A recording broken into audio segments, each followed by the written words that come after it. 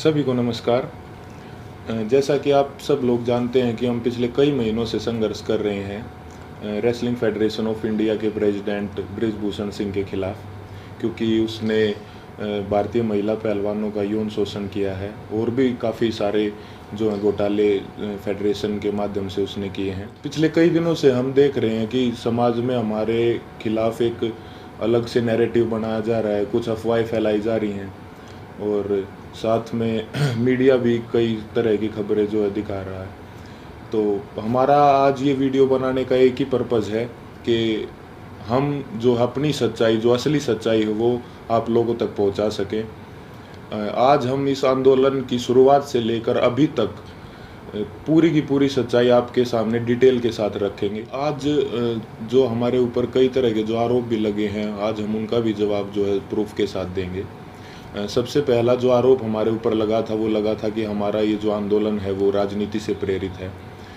Congress leader Dipendra Hooda ने हमारे को इस आंदोलन के लिए उकसाया है। आप सबको पता है कि सबसे पहले जो हम प्रोटेस्ट पे आए थे जंतर मंतर पे, वो जनवरी में आए थे और उस प्रोटेस्ट की जो परमिशन है वो बीजेपी के ही 2 लीडर्स ने ली थी। उसका प्रूफ है हमारे पास।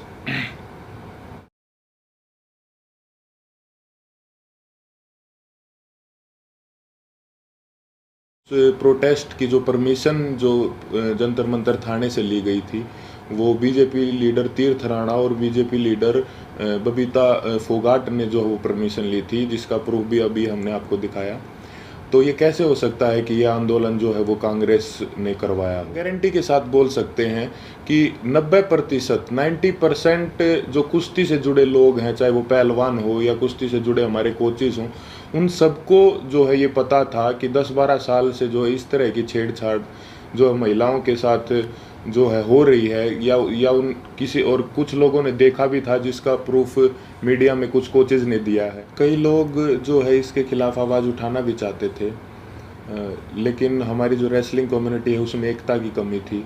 अगर किसी ने जो सिंगल अगर ये आवाज़ उठाने का फैसला भी किया तो वो बात जो है रेसलिंग जो है फेडरेशन के प्रेसिडेंट तक पहुंच जाती थी और उस आदमी के कैरियर में दिक्कत आना स्टार्ट हो जाती थी। लगातार और बार बार हमने सभी को बताया है कि जो हमारी लड़ाई वो सरकार के खिलाफ नहीं है, हमारी लड़ाई जो है रेसलिंग फेडरेशन के प्रेसिडेंट के खिलाफ है, क्योंकि जो भी शोषण उसने किया है, जो भी रेसलिंग के लिए गलत किया है, वो उसने फेडरेशन के पद पर बने रहते हुए किया है। और हमारी लड़ाई सरकार से वैसे भी नहीं हो सकती, क्योंकि जो मैंने अभी आपको पीछे बताया कि जो है बृजभूषण भी जो है वो रूलिंग पार्टी से ही सांसद है और जो जिन्होंने प्रोटेस्ट की परमिशन ली वो भी जो है बीजेपी के ही लीडर हैं।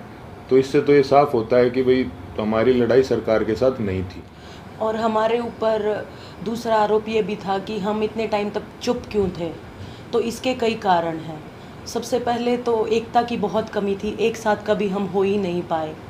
और इसका दूसरा कारण तो आप समझ ही सकते हैं कि माइनर जो लड़की जिसने 161 के बयान दिए, फिर 164 के, उसके कई दिन बाद जो है उसने अपने बयान बदले, क्योंकि उसके परिवार को डराया गया, धमकाया गया। तो सिंगल आवाज़ उठा भी कैसे सकते थे। कुश्ती में आने वाले सभी खिलाड़ी बहुत ही गरीब परिवार से होते हैं, उनमें हिम्मत नहीं होती वो इतनी बड़ी व्यवस्था और इतने पावरफुल आदमी के खिलाफ आवाज़ उठा सके। और वो सब आप लोगों ने महसूस भी कर लिया होगा कि इंडिया के टॉप रेसलर्स ने मिलकर आवाज़ उठाई और उसके बावजूद भी उन्हें किन किन हालातों से गुजरना पड़ा। 28 तारीख को महिला पहलवानों के साथ जो व्यवहार हुआ वो पूरे देश ने देखा है। कैसे उनको ज़बरदस्ती घसीटा गया और कैसे जो उनको ज़बरदस्ती अरेस्ट किया गया, जबकि हमने कोई भी जो है कानून नहीं तोड़ा था, ना ही किसी संविधान का उल्लंघन किया था। फिर भी हमारे ऊपर जो है इतना ज़ोर ज़बरदस्ती का और इतना बर्बर व्यवहार जो है किया गया पुलिस प्रशासन द्वारा। हम आप सबको ये क्लियर कर देना चाहते हैं कि जो 28 मई की जो महिला सम्मान महापंचायत की जो कॉल थी वो हमने नहीं दी थी, वो हमारे खाप चौधरियों ने दी थी महम में पंचायत के बाद। हमारे को तो कुछ समय के बाद जो है इस फैसले के कुछ समय बाद हमारे को ये पता चला कि 28 तारीख को जो है नए संसद भवन का उद्घाटन भी है। फिर भी जो है हमने हमारे बड़े बुजुर्गों के आदेश का जो है पालन किया, जिसके परिणाम स्वरूप जो है हमारे को इस तरीके से बर्बरतापूर्वक घसीटा गया रोड पे, और जो है हमारे को प्रोटेस्ट साइट से भी जो है ज़बरदस्ती हटा दिया गया। 28 तारीख को जो घटना हमारे साथ हुई उसने हमें अंदर से तोड़ दिया था। हमने देश के लिए इतने पदक जीते, देश का इतना मान सम्मान बढ़ाया, फिर भी हमारे मान सम्मान को जो है वो सड़कों पर रोन दिया गया। उस घटना के बाद हम जो है इतने आहत हो गए थे, इतने परेशान हो गए थे कि वो बात हम वर्ड्स में भी नहीं बता सकते। हमें कुछ समझ नहीं आ रहा था कि हमारे साथ ये क्यों हुआ। उसके बाद हम सब ने अपने सारे मेडल्स गंगा जी में विसर्जित करने का फ़ैसला लिया, क्योंकि हमें वो अपने सारे मेडल्स बेईमानी नज़र आ रहे थे। लेकिन फिर हरिद्वार में भी हम सब इस तंत्र की साजिश का शिकार हो गए। जैसे ही हम हरिद्वार में अपने मेडल बहाने पहुँचे तो तंत्र से जुड़ा एक आदमी बजरंग का हाथ पकड़ के साइड में ले गया और उससे पता नहीं कितने नेताओं की बात करवाई कि आप रुको, आपके बारे में मीटिंग चल रही है और आपको न्याय भी मिल जाएगा, आप बस 7 बजे तक रुको। और कैसे भी करके जो है 7 बजे तक बजरंग को जो है रोक के रखा, और एग्जैक्ट 7 बजे तंत्र से जुड़े और भी इसी तंत्र से जुड़े लोग पता नहीं कितनी संख्या में वहाँ पर पहुँच जाते हैं, और वहाँ पे जो है व्यवस्था इस तरह की बन जाती है कि अगर उसके बाद हम मेडल बांटने जाते तो वहाँ पे हिंसा भी हो जाती। तो वहाँ भी हमने फिर समझदारी जो है दिखाई और जो है रुकने का निर्णय लिया कि अभी हम रुक जाते हैं। और एक और बात क्लियर कर दे कि वो मेडल हमने सिर्फ अपने कोचेज़ को और अपने माँ बाप को वापस दिए थे। वहाँ पे क्या चल रहा था ये हमारे को कुछ समझ में ही नहीं आ रहा था। हम उस मानसिक स्थिति में थे ही नहीं कि हम वहाँ पे किसी साजिश को या वहाँ पे क्या चल रहा है इस चीज़ को समझ पाते। हम बहुत ही एक तनाव में और एक बहुत दुखी मन के साथ अपने जीवन की पूरी कष्ट कमाई को वहाँ लेके गए थे। लेकिन वहाँ पे क्या हुआ उसको क्योंकि हम जो है आंदोलनकारी नहीं है ना, हमें एक्सपीरियंस है, हमने जो है पूरी ज़िंदगी कुश्ती करी है ना, सोशल लाइफ भी नहीं जिए, तो कई बार इस तरह के जो माहौल क्रिएट होते हैं वो नहीं समझ में आते। साथ में हम अपनी ज़िंदगी की पूरी कमाई वहाँ पे लेके गए हुए थे। इस घटना के बाद हमारी मानसिक स्थिति ऐसी हो गई थी कि हमें कुछ भी समझ नहीं आ रहा था कि कौन हमारे साथ है, कौन जो हमारे खिलाफ है, कौन इस तंत्र का हिस्सा है। हम दिमाग के रूप से बिल्कुल जो है ब्लैंक आउट हो गए थे। और फिर उसके बाद कई लोग हमारे को मिलते रहे, कुछ समझाते रहे, हमारे को कुछ समझ नहीं आ रहा था कि किस पे विश्वास करें और किस पे ना करें। इसी बीच ये समझाया गया हमको कि होम मिनिस्टर सर से आपको मिलना चाहिए, क्योंकि जो है सारे समाधान वहीं से निकलेंगे। हम वहाँ पे सिर्फ अपनी बात रखने के लिए गए थे। और अब ये भी सुनने में आ रहा है कि कई खापे जो हैं वो हमसे नाराज़ हैं। मैं सबसे हाथ जोड़ के यही विनती करना चाहूँगा कि आप प्लीज़ अफवाहों पे ध्यान मत दो। अगर अनजाने में हमसे कोई गलती भी हुई हो तो हमें माफ़ करो। इतने दिन लगातार संघर्ष करने के बाद, इतने लोगों से मिलने के बाद हमने क्या महसूस किया है, क्या सीखा है, ये तो अभी हम आपको वर्ड्स में नहीं बता सकते। लेकिन हमने कई ऐसे इंसान भी देखे हैं हमारे साथ, और कई ऐसे संगठन देखे हैं जो निस्वार्थ भाव से जिन्होंने हमारा समर्थन किया है। हम उनका दिल से धन्यवाद करना चाहेंगे। संयुक्त किसान मोर्चा ने जो है पूरे जी जान से धरातल पे भी जो है हमारा जो समर्थन किया है।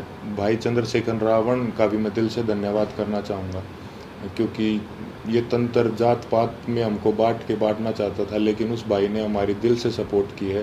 तो चंद्रशेखर भाई का भी दिल से धन्यवाद। सत्यपाल मलिक जी का भी मैं धन्यवाद करना चाहूँगा कि उन्होंने हमारे को प्रेरित किया कि कैसे बेबाकी से अपनी बात जो है रखी जाती है। साथ ही सभी महिला संगठनों का भी मैं जो है दिल से धन्यवाद करना चाहूँगा कि उन्होंने जितनी ताकत उनमें थी हमारा सपोर्ट किया है। साथ ही छात्रों का भी, हर एक उस इंसान का जो निस्वार्थ भाव से हमारे पास हमारे समर्थन के लिए आए हैं, उनका हम दिल से धन्यवाद करना चाहेंगे।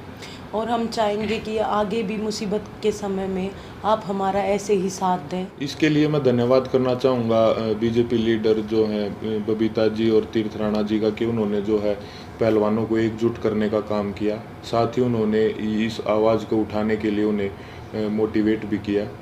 उसके बाद इन्होंने ही सरकार के साथ जो है मीडिएटर बन के जो पहलवानों को एक कमेटी का नाम दे के जो है आश्वासन दिलवाया सरकार से, यही उसके बीच में जो है मीडिएटर थे।